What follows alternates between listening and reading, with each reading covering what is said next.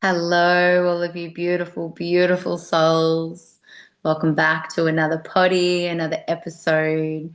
Today I have an amazing guest with me, one of my soul brothers that I had the honor and absolute pleasure of meeting in real time, in spirit time, in this lifetime, in many other lifetimes as well. I have absolute no doubt. This brother has had quite a big impact on my life, and I don't even think that he knows that. So I'm looking forward to delving into that today and what that entails. I really feel that he has a beautiful presence of the divine masculine man, a man that has come from a place of heartache and a lot of pain, as a lot of humans go through in this beautiful earth school that we commit to and that we sign our contracts for. But yeah, this brother's story and journey is just absolutely inspiring for not only any woman or anyone that's listening. That doesn't identify with a gender, but also for men as well, considering that I have a lot more of a female following. So I feel that it's really beautiful to be able to shift the dynamic and bring in that divine masculine and really start to delve into the understanding of what it's like for a divine man as well. On the spiritual path, on the path of evolution, on the path of soul alignment. So today I have my beautiful brother with me. Hello, Andrew. Hi, thank you. Thank you for having me. It's an absolute honor to be here and be part of the podcast.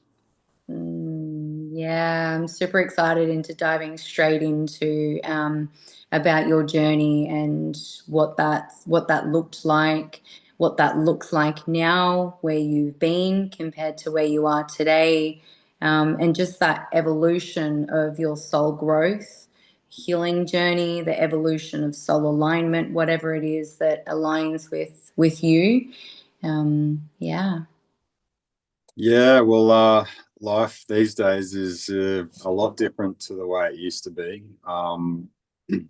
I was only 2 years ago pretty much facing a death from drugs and alcohol, uh, which I had used as a coping mechanism for more or less just trying to cope with life and all the things that happened to me along the way. But yeah, I mean, I'm a completely different man these days, and uh, I have a lot of people to thank, and it hasn't been an easy journey from where I was to where I am now. But looking at it, sort of looking back towards those days, it's all part of getting to where I am now. So I don't really wish that it never happened. I'm glad that it's over.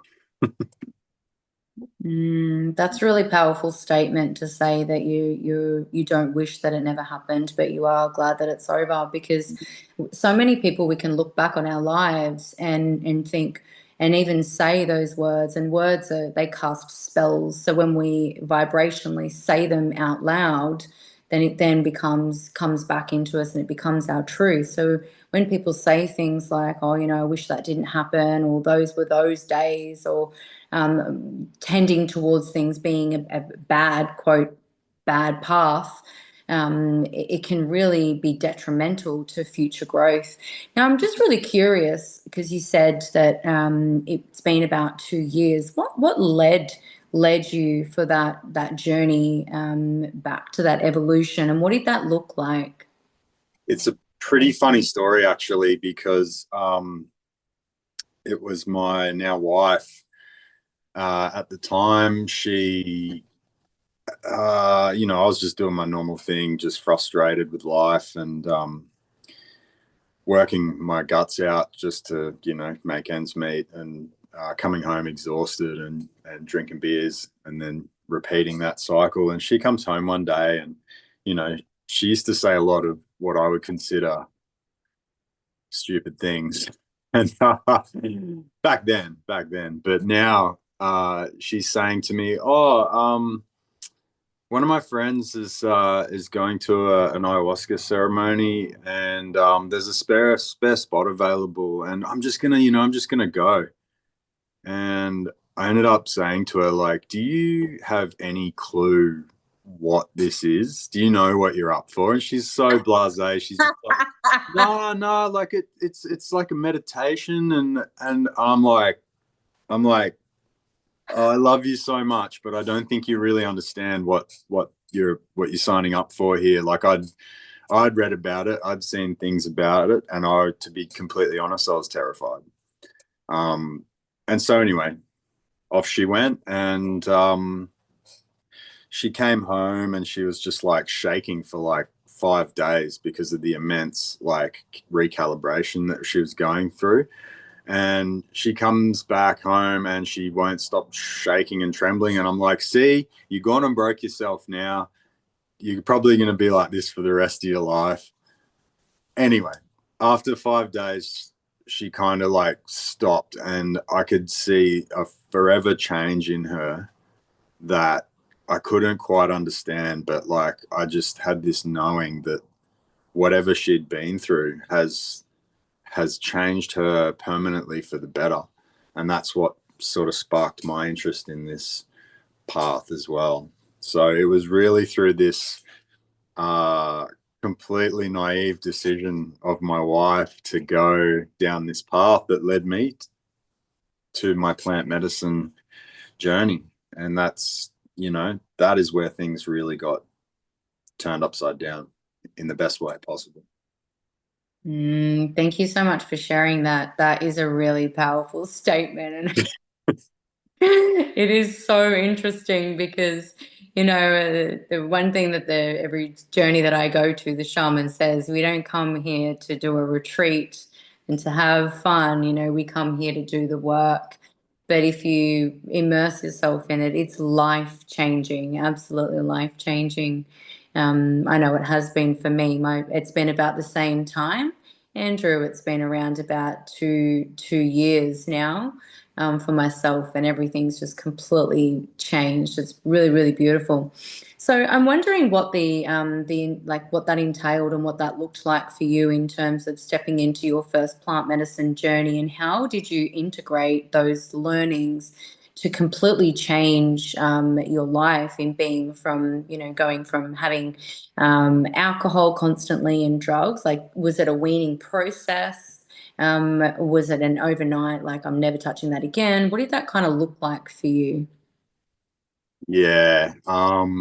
At first it was a juggling act, to be completely honest. It was such a shock to my system, um, and so much to receive that I pretty much knew straight away. I was like, I'm gonna have to do more of this if I'm gonna be able to claw my way out of where I was. And I'd done rehabilitations, I'd done so much work on myself, I'd been in and out of recovery and uh, NA, AA. Nothing seemed to work on me. I'd always end up back in trouble again because it's like, I don't know, it felt in a way like the healing that I needed in order to move forward was just something that was not of this world. It was like ancestral, or it had something to do with, like, it was just something that no rehab was ever gonna find and solve. Um, and so that sort of, I had to juggle that for a while. So I left my first ceremony going, whoa, that was terrifying. That was really, really hard. But learnt a lot straight away. And I knew that this is probably my last chance at actually staying alive. So I took it really seriously. And yeah, to answer your question, it was a bit of a juggling act until certain things fell into place. Like, there's a saying that I heard someone talking about on the internet, and it's called "Don't drink your purge." And I guess that means that when you learn lessons in a ceremony, you really have to act on them, and don't go back into society and just continue doing what you were doing. because in theory that's the same as drinking your purge, right? So I guess that's the saying. And unfortunately, I was doing a bit of that, and like I don't see it just the same as like my past. I don't see it as like a bad thing. It's just another step along the way, to get to a place where you can turn around and look back and be thankful for the journey. So yeah, it took quite some time. I think it was, yeah, like almost a year, I think, before I made a really positive breakthrough, and I came out the other side going, you know what, I'm done. And I truly was. Yeah. Mm.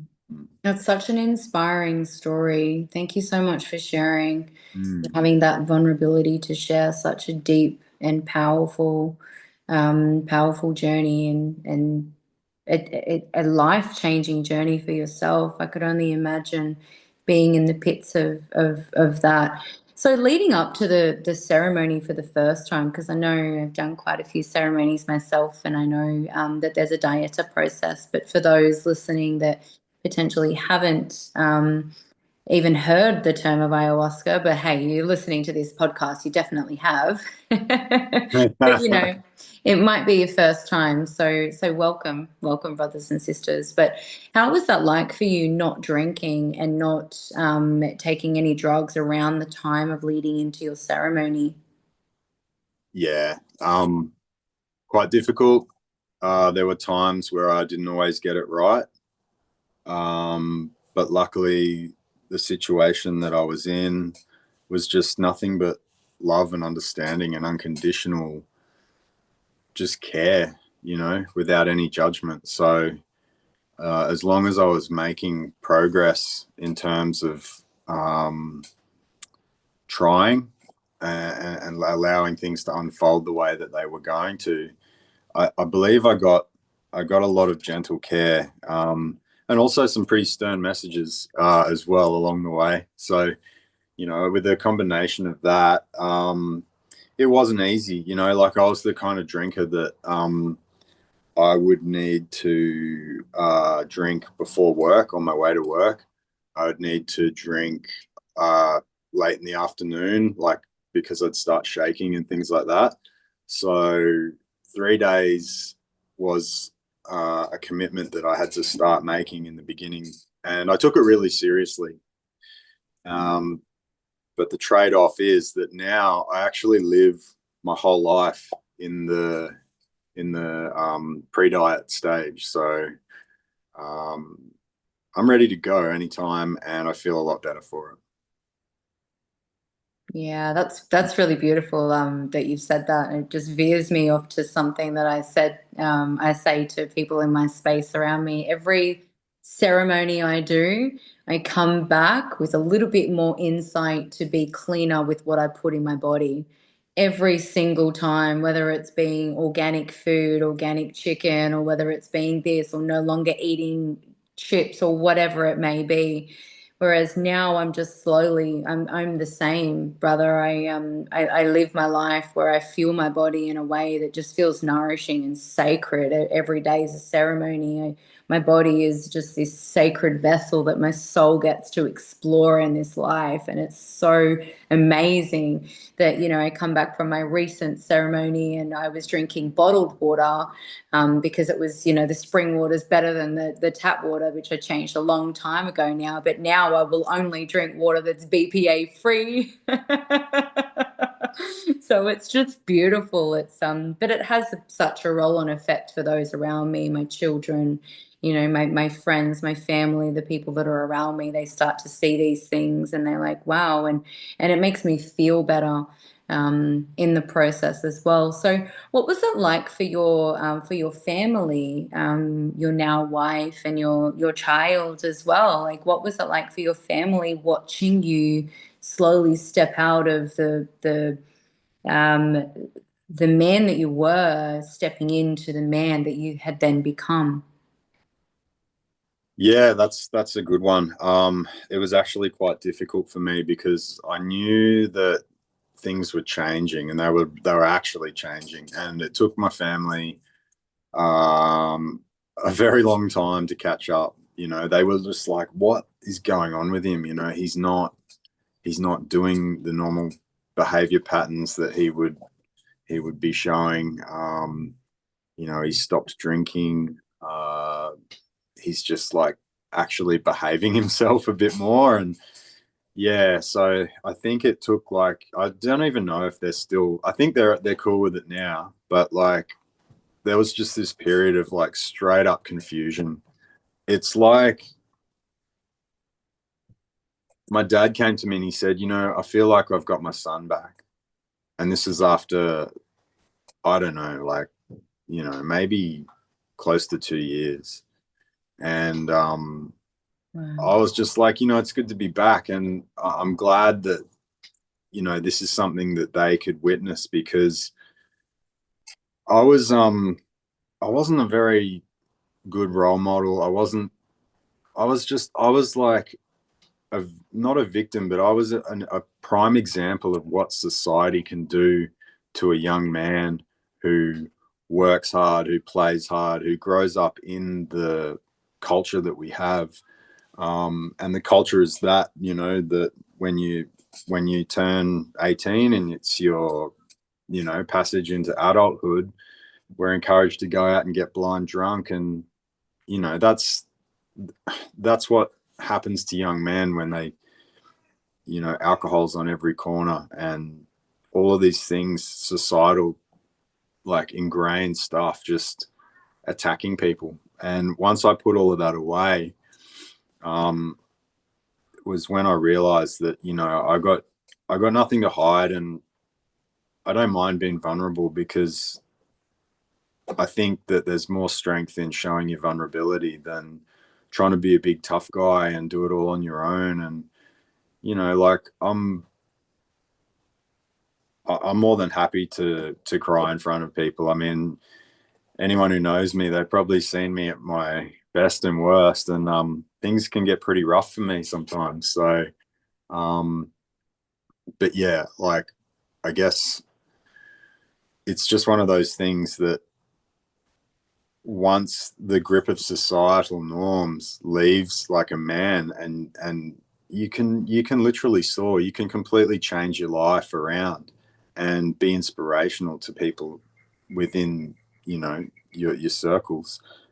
And I think like earlier on, I realized that there's not much point. Like I was trying to tell everyone, like, you know, oh, you gotta do this, it's the best. But what I realized was pretty quickly that being an example speaks heaps louder than words. Like especially for my other friends who are pretty deep in drug and alcohol abuse, and the way that they were partying with their lives. So I remember one of the last times I went out to work Christmas party, and everyone was just like throwing it down. It was crazy, and they're all just like, they could not believe that I wasn't having anything to do with it. Like I was sitting there and I was just like holding my space and showing them that there is nothing you can say or do to me that will shake me from where I am.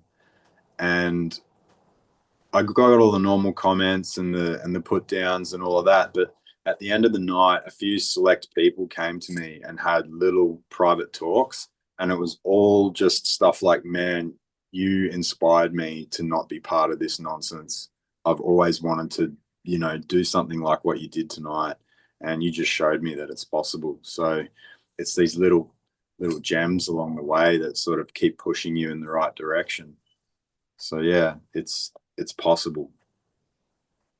Wow. I just feel like I've had goosebumps pretty much this whole podcast so far. It's just been so touching and warming.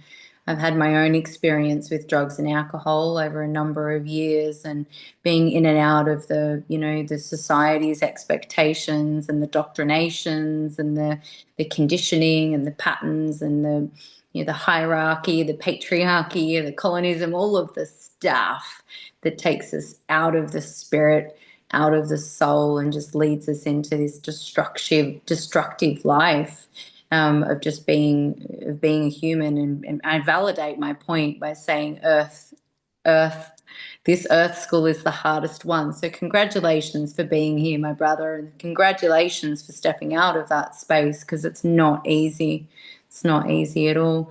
What I would really love to lean into now is just the understanding, because I understand that your life now looks a lot differently compared to what I could imagine it did before, in terms of the way that you hold yourself, the way that spirit moves through you, what shamanism has done for you, and how you connect with that, connecting with slowing down more than being so busy. All that you, obviously you do have a family and you still are working, but what does that kind of look like for you, and how does spirit move through you now? Yeah, that's a really good question. These days things are much more easy to process, I would say. Things can still be fast paced and chaotic, being a dad and trying to, hold down a job enough to pay all the bills and go running around the world doing all the things that I do. But yeah, I feel that there's a peace and a calm and tranquility about everything that happens, because I've, like, where I'm at the moment is um I've changed my lifestyle. I don't live a normal societal lifestyle. I don't watch news. I don't even watch any television. When I come home at night, we're having family dinner. We're saying prayers. We're saying what we're grateful for as we're eating dinner together as a family of three. Um, then as the sun's going down, I'll go around and light all the candles at all the altars, and I'll either start playing the flute or I'll play the drum, and then that just sets the energy for the night. And then what will usually happen is I'll go and put my daughter to bed, and then it's read books, or sometimes we sit with other medicine before bed, and then things are just more simple. I guess the best way to put it is that when when everything simplifies in your life, there's like this, you're kind of forced into a situation of humbleness, in the way that when you take away like all the blaring noise of society, what you're just left with is just this, who you are and what you choose to create. And Mm. so um, seeing the way of the shaman is really just the lifestyle. I think it's shamanism is a way of life. That's my belief, and it it's just such a beautiful way to be. But in terms of you know, I shared, it's like water off a duck's back when the normal societal rush of things, when I go back out into society, away from my little sanctuary of home, and where I do a lot of work to keep the energies here clean and, you know, beautiful. I just see it as like everyone hasn't caught up yet. I feel that that's what's happening, that slowly, as this kind of way of being spreads across the world, and it doesn't have to be shamanism. People find it in totally different ways, but it's the same thing. It's like human evolution, and as it happens, and as we sort of walk this path, being the example, because like I was saying before, you can tell things to a lot of people, but the best way to get the message across is when people quietly watch you in admiration and go, I want to be like that. It's so much more deep. And so as this, as that energy spreads across the planet, this is what we're going to see: people just being more chill. And just understanding, like, it doesn't mean that the bad, like, good or bad times don't arise, but I don't see things as bad. I see it as okay. Here are the lessons coming in really in a way that doesn't feel good. Everything to me is a lesson. Like the last 4 weeks for me have just been ruthless, to be honest. I just cannot find any relief, but I look at it and I look at it and I keep zooming in, and what I'm seeing is, oh, there's a lesson there that I forgot. Oh, there's, you know, I have to go through this in order for better times to come, and just there's always an answer when you look closer. There's always an answer when you look closer. I love that.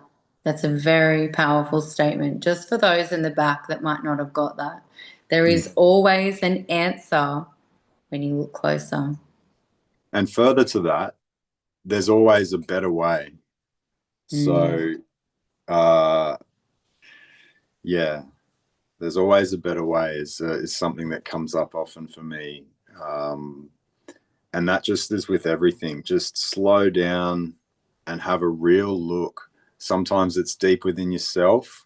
Sometimes it can be little tiny little subtle things that just keep popping up, and you're not like tuned in enough to, oh, that's what. And then you get these moments where it just seems like all the answers just like are cascading onto you, and you're like, okay, I get it now.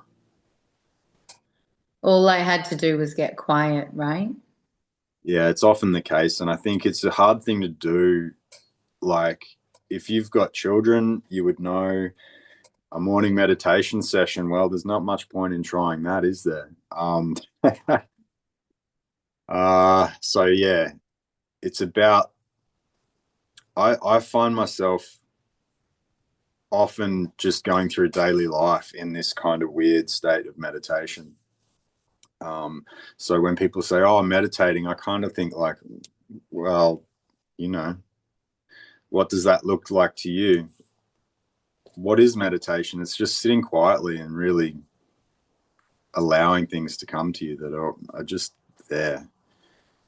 So That's a really powerful statement, because something that I learned in quantum energy healing was that, because quantum light energy healing is a little bit different to like shamanic energy healing, which I'm qualified in doing, and Reiki, whereas most of Reiki is eyes closed, but quantum energy healing is eyes open, and it's moving the stagnant energy and the pain, moving that out, and usually that will come out in burps, or will come out in sometimes tears, or from the other end as well, but usually comes out as wind, and it's just clearing it from the cells, and it's really powerful. But the way that you do that was with eyes open, and they teach you how to meditate all the time, 24/7, like living your state of life in a state of complete meditation, no matter what you're doing. So even when I'm driving the car and someone goes to ramming up my butt, or trying to quickly get me to move over, or cuts me off, I go into this little moment of like, oh, you silly little human, you're in such a rush. Like, you slow down. Whereas, back in the past, even just 6 months ago, at least I'd have a swear word come out, or be like, goodness, and it would change my moment straight away. Whereas now it's not like that. And I feel, because I live my life very similar to you as well, Andrew, it's the same thing. I'm constantly in that space of making room for going and earthing, putting my feet on the earth outside, going and sitting and having a cup of cacao in the middle of the day, or not watching TV. I don't watch TV either. I watch Gaia quite a lot, but that doesn't really count though, right? I mean, that's it's completely different. that's okay. I will accept that I watch a bit of Gaia, but I recently lost my subscription. But yeah, I'll put my hand up for that. So Yeah, amazing. But it's just creating these little movements throughout the day, reading a book, and just changing those patterns and those habits that you're normally doing, and look what can happen in the form of 2 years. All of these little increments, they make huge impact at the end, and that's a huge a huge part of that for you has been the plant medicine journey. I know for myself it has been as well. But there are other ways to do that as well, which is, making these little increments and reading books and stepping away from certain areas and people and forms. Something that I would really love for you to touch on is what does it look like for a man stepping into his divine masculine energy and stepping away from all of the noise and the what was to stepping into the what's new? What does that look like in terms of community and being in the surrounding of friends that are serving you rather than friends that are no longer serving you? Because I know that that can be such a big thing for men in the community. I know in my spaces I hold a lot of women's retreats, but every time I hold events that men are around, I get men say to me quite a bit, do you run men and women's retreats? And there's not a lot out there for men. Where can I find? And men that are new to their spiritual journey or just new to their evolution and growth, like where do they go? And what did that really look like for you? Yeah, it was a lonely journey, parts of it. More or less, once you reach a certain point, and for me, I just have to go back to what got me really motivated to move, and to walk the path alone for as long as it was necessary, was really tapping in and finding a purpose, which I had a lot of help from plant medicine to do this. And I think a man without a purpose is just like a sailboat with no sail. I mean, you're just getting blown around by whatever, and you're just like at the mercy of all these currents and things around you.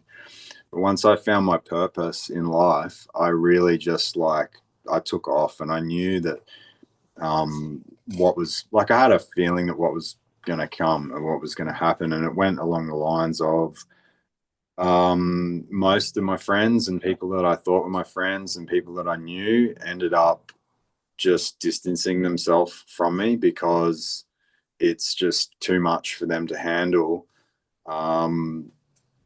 Watching someone who they used to love, encourage, and to do all these things, and to just turn around and say, no, I'm not doing this anymore. And also from what I saw was that when someone achieves this and walks the path that most don't, some people around me, they didn't like to see it because it was essentially shining a light on these other people as well. And some people didn't want a bar of it. They were just like, I'm not into this. I'm distancing myself from you, or not even ever speaking again.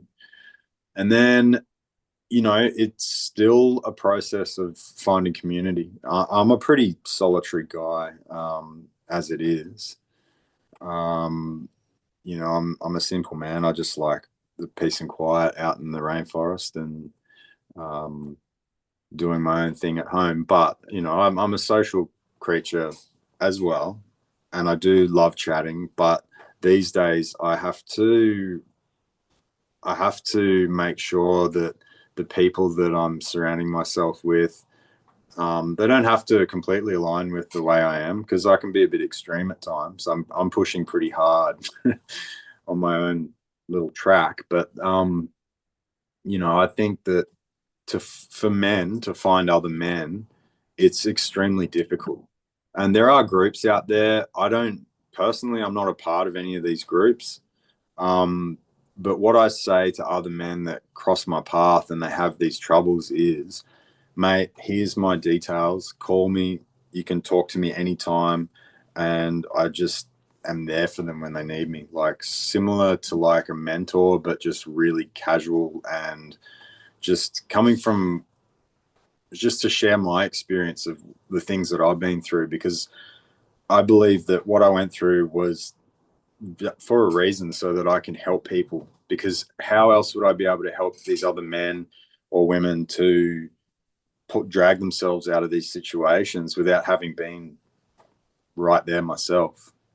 So it goes back to what I was saying at the start of the podcast, where I look back at all those times and I think I'm glad that I went through all of that, because I can use this information to now help people. But it's good that you raised that point, and I think maybe in the future, maybe starting a men's group is something that I'd like to do. So we'll see where that goes. That's such a powerful statement. Thank you so much for sharing that, brother.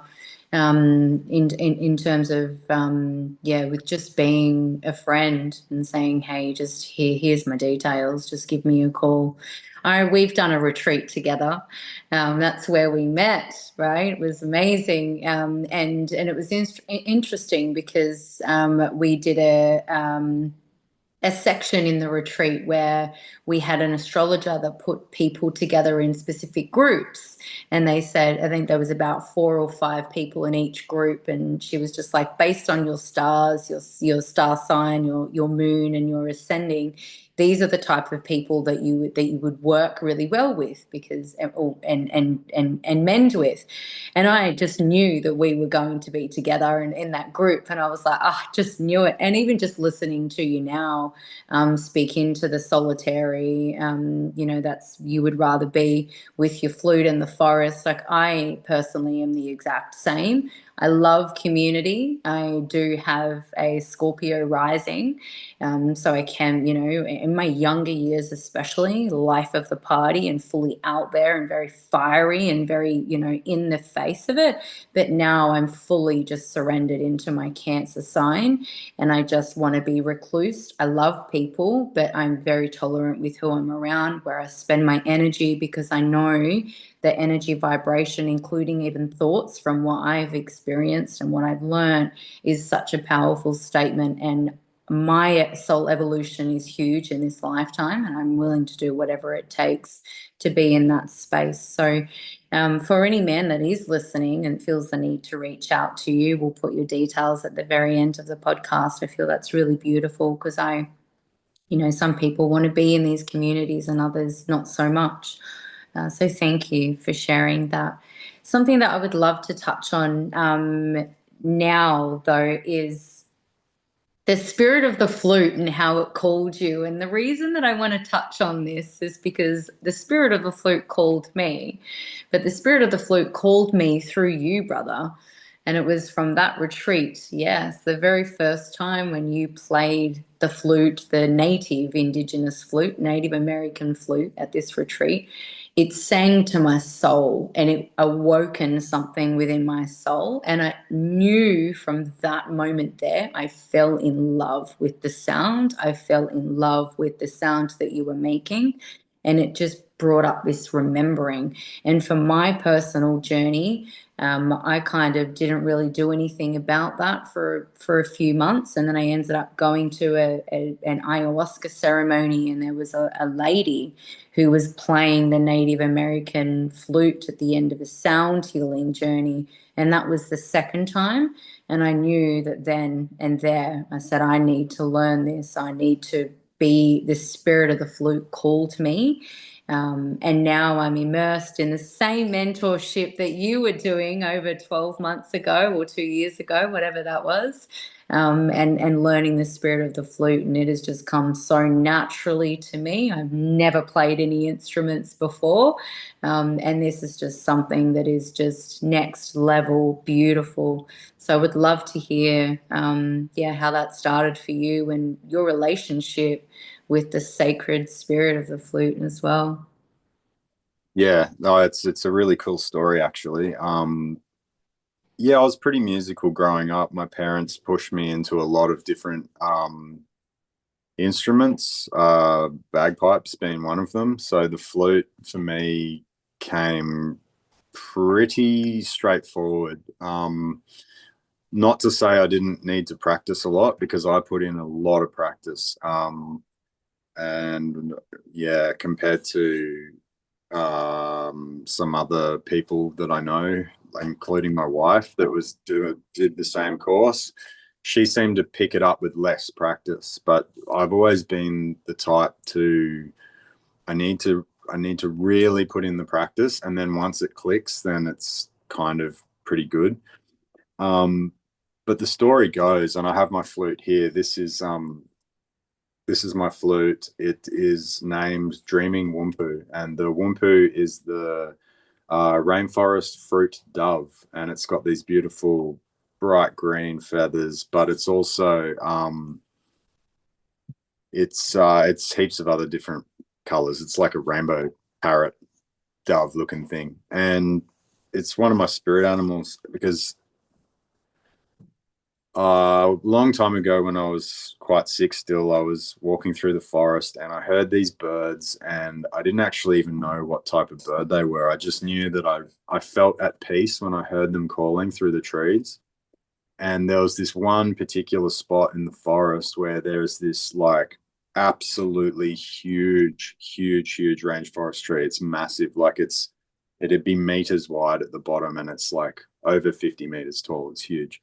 And all these birds would congregate around this tree. And so when we were doing the meditation to name the flute at the start, I thought, okay, I'll go here in my meditation. And I went into my meditation, and I went to the tree, and I could hear the birds making their call. It's like a really unique call. It's sort of like woo, woo. It's a beautiful sound and echoes through the rainforest. And anyway, this dove, the Wumpu, flew down and landed, like, I can't remember whether it was either on my shoulder or if I was holding my flute. It landed on my flute in the meditation, and I thought, wow, that's so cool.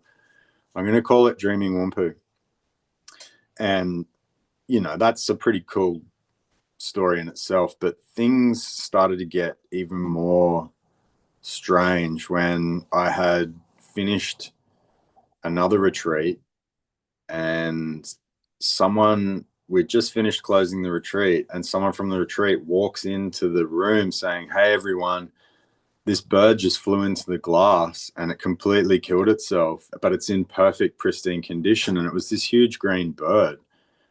And someone in the group goes, oh man, that's a Wumpu. And I went, what? Is that what they look like? Because I'd never actually seen one with my eyes. And then I knew straight away that this bird had come to me to sort of just like confirm my flute journey and the medicine behind it. But also it kickstarted a whole other thing, which is like my business now, which is like shamanic tools. And from that bird, I had to learn how to, because I actually contacted a taxidermist saying, oh, I want you to make this bird real pretty for me. And she messaged me back saying, I'm real busy, mate. Like, you're going to have to do it on your own. Otherwise, yeah. And so I was like, this is too beautiful. And so I learned how to process this beautiful animal in a respectful and a way that I looked up online. The Native Americans would pretty much just burn sage and offer tobacco to the spirit of the animal.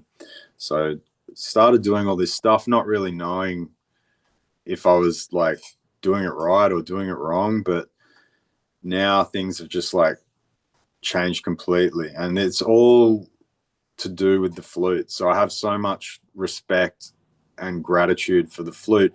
I mean, just because it's an amazing instrument, and playing these songs that have never been written down, that are passed on from generation to generation as the medicine of this beautiful instrument, and just the story of how it was created and everything to do with the flute, I am absolutely in love with. And that's why I'll be making flutes in the not so distant future, I imagine. But anyway, that's part of the story. And there's going to be more yet to come. The flute whisperer. That's what I just got for you. I love that. Thank you so much for sharing. Is that feather that's on your flute, is that from the Wampu bird that flew into the... Yeah, this is one of the feathers from the bird. I also made a prayer fan out of one of its wings, and then I gifted the other wing to my mentor and dear friend.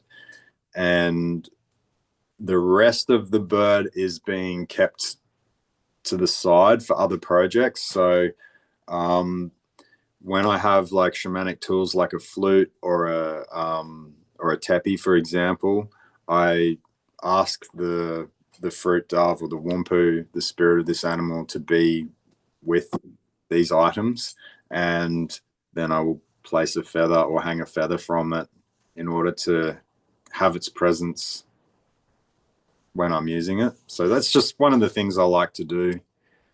So this bird is like, it's one of my spirit animals, I can say for sure, and it's just like so ingrained in my heart, and I'm so grateful because the bird itself is just like means means so much to me because it's a rainforest disperser, like seed disperser. So these birds literally are some of the only birds that have mouths big enough to swallow some of the rainforest fruit that the other birds can't swallow, and then they fly around and disperse it, which, it's like rainforest by air.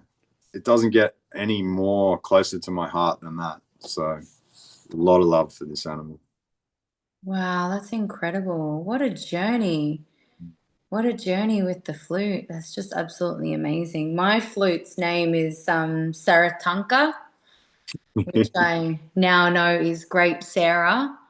And yeah, she's absolutely magic as well. And I like how I've got mine here with me too for those watching the YouTube video. I was going to make a little section at the back where we tie the Native American flutes have always got an extra piece that you tie on, so you can make sound, which I didn't know until I thought my flute was broken and it wasn't making any sound when I first got it. But I was going to put a feather and make some sort of dangly feathers, but I like how you've just tucked the feather in behind it. I'm actually going to do that when we finish this podcast because I've got a couple of feathers that I wanted to put on mine, and I can do that. So yeah, amazing. Thank you so much for sharing that story and sharing that journey. And yeah, just something that I want to touch on before we start to wrap up, is also just going back to the plant medicine journey and how that's been for you. I just want to touch on the level of depth of healing that you and myself and many others that we know that has completely changed their lives in terms of eradicating all of the trauma, the stored patterns, all of the conditioning, the addictions, and everything that was stored within the body, the physical pain, how it's completely eradicated and illuminated that, which has then created space, just like your journey and mine as well. Stepping into the space of being alone, even if that's just for a few years while you're doing that healing journey, which makes space for all of this creativity and blossom to just flow through you. It's just absolutely beautiful to be able to witness and to be able to see. And do you feel that that has been for you the reason as to why you've now started crafting your own shamanic tools and yeah, now moving in towards crafting flutes as well? Yeah. Look, essentially, I had to bury the old person that I was, and I literally was in a ceremony one time, and I got a vision of a white cross in my backyard, and it had written on it, Andrew's addiction and the dates, and it was like 24 years or something that I'd been battling with this stuff, and I sort of laughed at it, and then ayahuasca says to me, no, I'm showing this to you because I want you to go and make this happen in real life. And I was like, sort of a bit confused. And I was like, okay, I will. And so I went and I made the cross and I banged it in where everyone who came to my house could see it. I could see it every day from the veranda, and it was out in the yard. And I used to go down there sometimes and and say thank you to that person that I buried there. And because it was a death of the old person, and then there was like this transition phase where I just felt so lost, and I was like, I literally like hadn't started becoming what I am now, and it was just really weird. And then one day I was standing out in the backyard looking at the stars or something, and I heard this voice say, "You need to leave. You can't stay here." And I was like, "What? Who's talking to me?" And it turned out that it was the ancestors of the land that I lived on. And I'm like trying to say to them, like, what do you mean? If I leave, then someone who isn't going to regenerate this land with rainforest, and someone who's ignorant of you guys being here, they're just going to like disrespect this place. And they're like, no, no, no, we don't mean you physically. We mean the guy that you buried in the backyard. He's got to go because he can't stay here. You're ready to move on. And they asked me to go and pretty much take the cross. I built a special fire um, in the backyard in a very specific way. And then I burnt that cross on a full moon that they'd guided me to do. And then after this had happened, there was like so many shifts that started to happen. I mean, like when you immerse yourself in any kind of healing through plant medicine, things, there's so much going on. It's really hard to pinpoint, but this is just one thing that I noticed, that there was like this void I was in while I was buried in the ground, but I was still walking around as well. It was so strange. And like, unless you go through it, it's, I don't know, it's just a story, right? But now that that's been done and dusted, I've moved on, and I feel like, yes, it can be lonely, and yes, everything has to start from the beginning, and you find new things like crafting and regenerating rainforests and all of this stuff. But what's also happening is that you're like magnetically attracting your new community and your new tribe. And don't feel like, if I could say something to myself back then, I would say, don't feel disheartened. Don't feel like things aren't moving, because they're always moving in the best direction. Just hang in there, and things don't always happen really quickly. It's cool when they do, but yeah. So like for me, it's been this really gradual process over the couple of years that it's been now. And yeah, like I've had bursts where things are really happening fast, like returning from Brazil. That was a big one. Sitting with the tribes from the Amazon, that seemed to accelerate things a lot. And yeah, I have so many people in my life to be really, really grateful to, and they know who they are. And yeah, so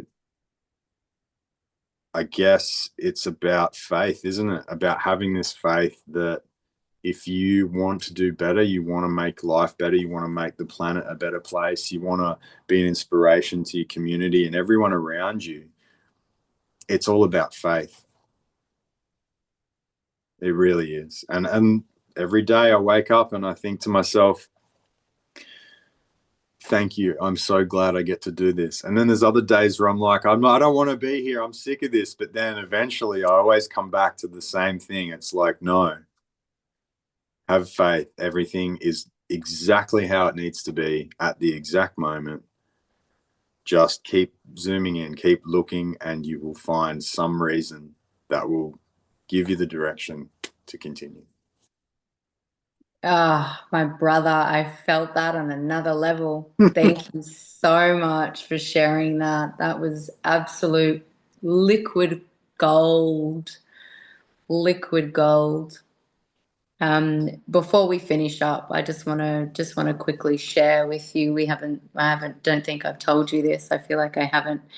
I recently just got back from a life-changing ayahuasca ceremony. It was an all-women's retreat, so it was completely profound, absolutely profound. But there was a moment in there that Christ consciousness came to me. Christ, God itself, Great Spirit, Sophia, whatever name resonates with anyone listening to this podcast. And it came to me in this form of this energy. There was no shape, it was just energy. It was just this pure white and golden glistening light.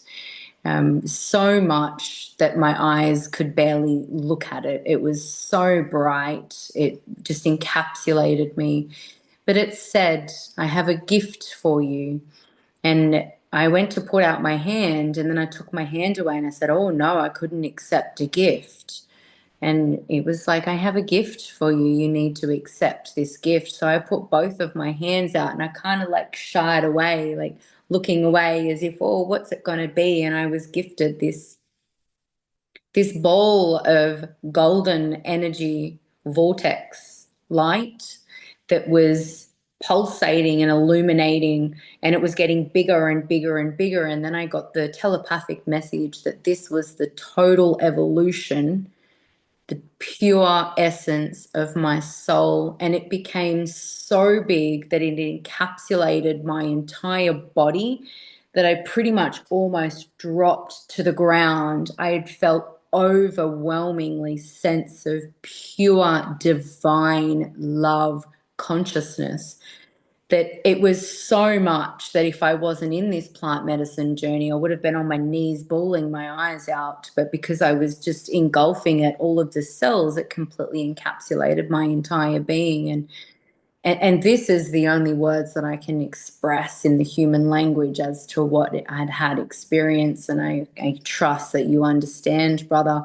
But that experience right there was an initiation for me to step into every single step that I take in my life from that moment moving forward is made with divine love, and it is for the evolution of my soul. No matter how tough times get at that moment, it is always, I am able to come back to that space and know for just a moment that I had the entire essence of my soul within this human incarnation, within this body at this moment in time, which was spread across all dimensions, across all timelines, across all lifetimes that were happening spontaneously at once. That I know that that is just a gift that I was given directly from God, from Great Spirit. And if I had any medicine that I could give anybody in this lifetime, in this incarnation, would be to have a glimmer of that moment, that they know that their pure soul is 1,000, 1,000,000 trillion billion multidimensional percent pure love and light, and there is no anything else. And I feel that those words that you shared with what you've been able to share on today's podcast just really illuminates that and allows that to bring that into fruition, to know for the listeners speaking that not only is it available for women, but it's also available for men, in the process of absolutely everything. So thank you. Thank you so much for your magic, for your divine wisdom, for your knowledge, for your vulnerability, and your sharing in such a beautiful and grounded way. It's been an absolute pleasure having you on. You're welcome. And I'd just like to say that that experience that you had at the retreat sounds so amazing. And whilst, I often wonder about the women's retreats, if I was to wear a dress and like maybe shave my beard off, could I come and experience some of that? But don't worry, it's okay. I'll stick to the all men's retreats, maybe in the next life. But one thing that the medicine has shown me is that everything is made of love. Like when you strip everything away, it's the building blocks of this universe are all made from unconditional love. So therefore, when you look at like something like, oh, there's a war and they're fighting each other, guess what that war is made of when you strip it all away? It's actually made of love, because we can't have peace without war. We can't have good without bad. So yeah, seeing when you can view this and observe the world around you without judgment, just knowing that whatever's happening to you is made of the building blocks of love, it enables us to really take a different view on everything that happens to you, knowing that like everything is for our best interest, that, you know, we signed up to come here to earth to learn all these lessons, and you got to enjoy it, because it'll all be over in the blink of an eye. And, you know, so you couldn't have put it better when you were talking about just that essence that you were feeling at the retreat. And that's what sort of just sparked my memory of this little bit of wisdom that came to me. It wasn't that long ago, actually, so I thought I'd just share that before we wrap up. Amazing. Thank you so much. That's absolutely incredible.